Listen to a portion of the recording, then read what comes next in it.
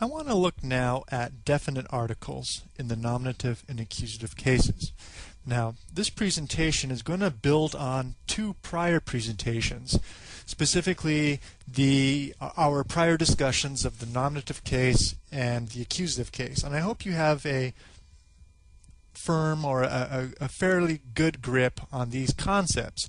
This presentation is going to focus on how these concepts, that is nominative and accusative, how they play out in German grammar, specifically how they are reflected in the definite articles.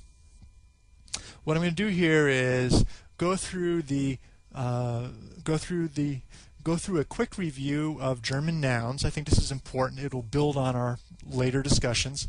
Look at definite articles and then end the presentation with some examples. So by way of review, you'll recall that the German noun manifests gender. That is, a German noun is either masculine, feminine, or neuter. And that this gender is reflected in definite articles. That is, a German noun could either be preceded by a definite article of der, die, or das, depending upon the gender of the noun. Now, you'll also recall that a German noun could either be singular or plural.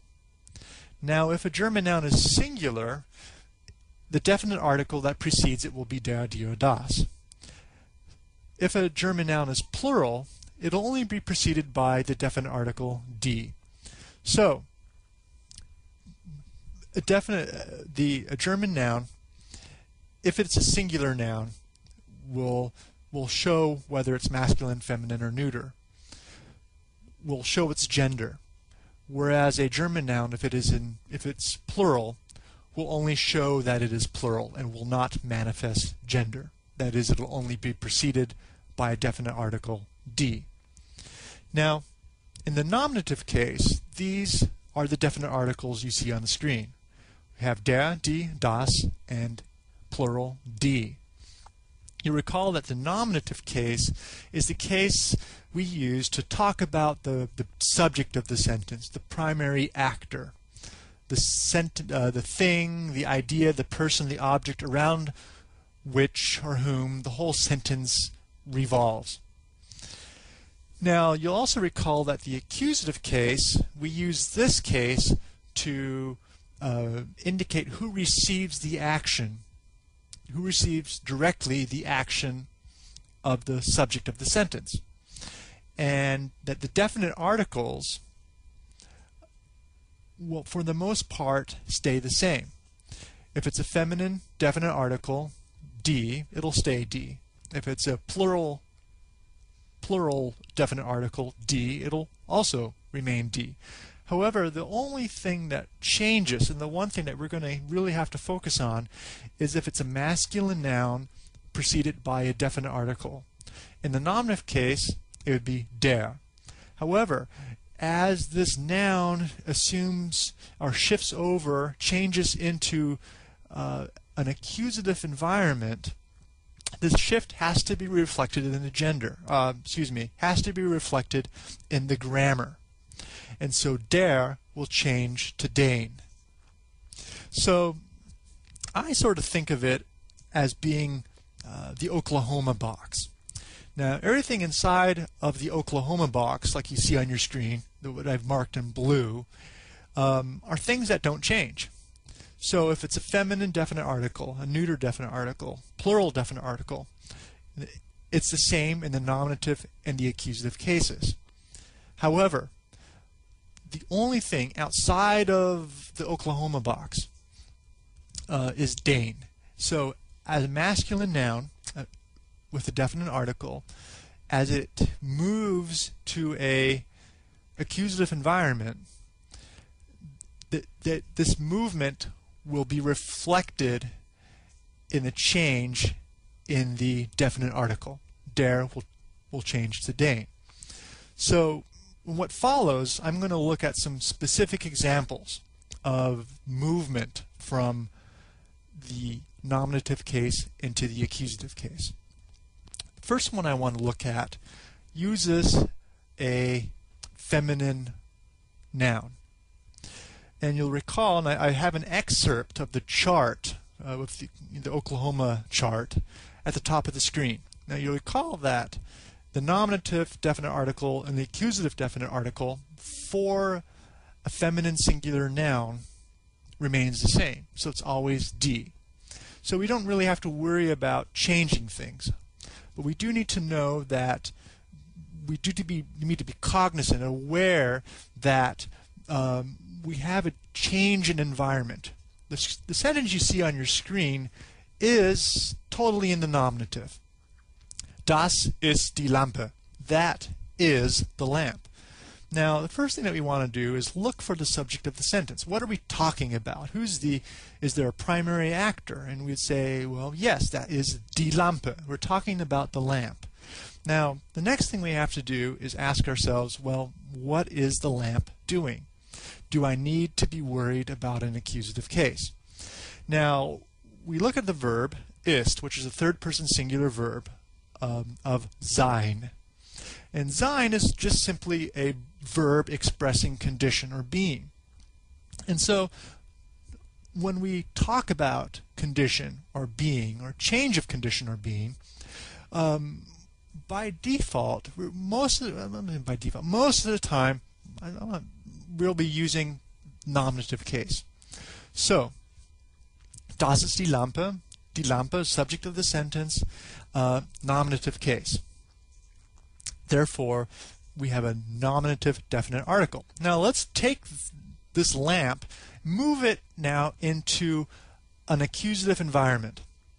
So you see on the screen, the chart has remained the same, but what I've done is I've introduced another actor. So we ask ourselves, who is the primary actor in the sentence?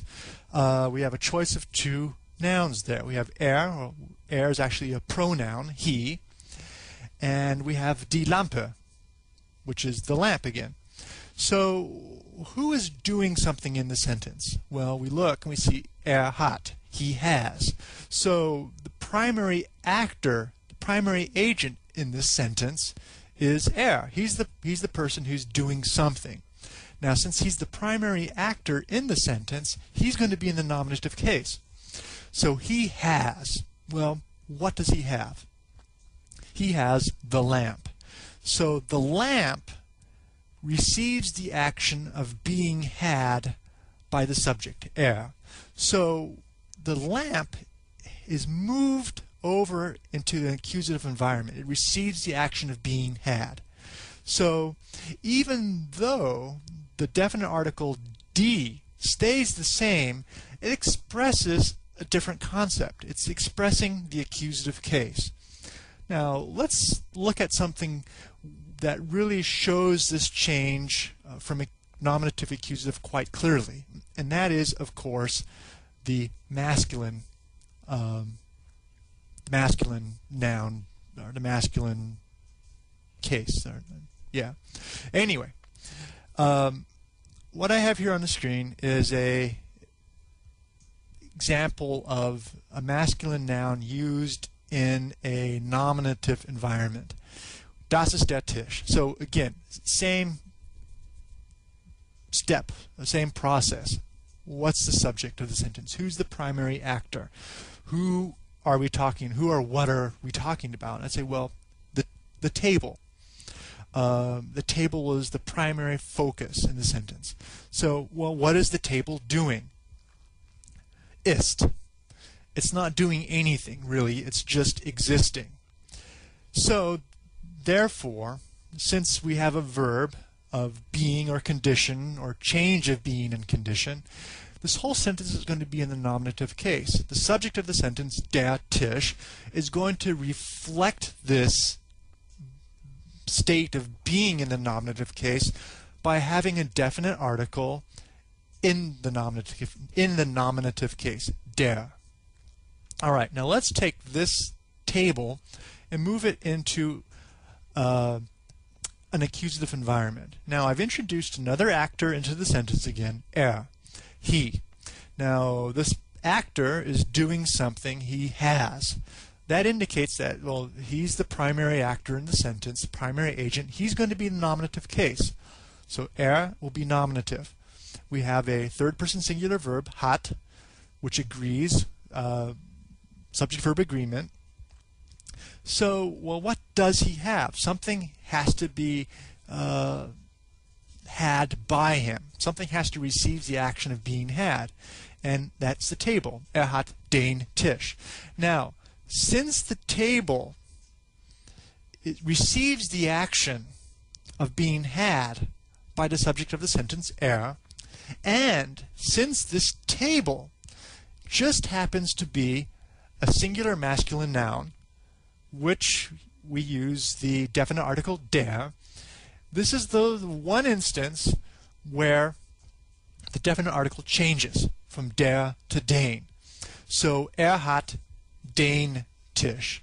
So to show that this singular masculine noun Tisch is being had, it's being possessed, being occupied by the subject of the sentence, it has to show this state of being an accusative object. So, quickly, as a way for recap, a way for review,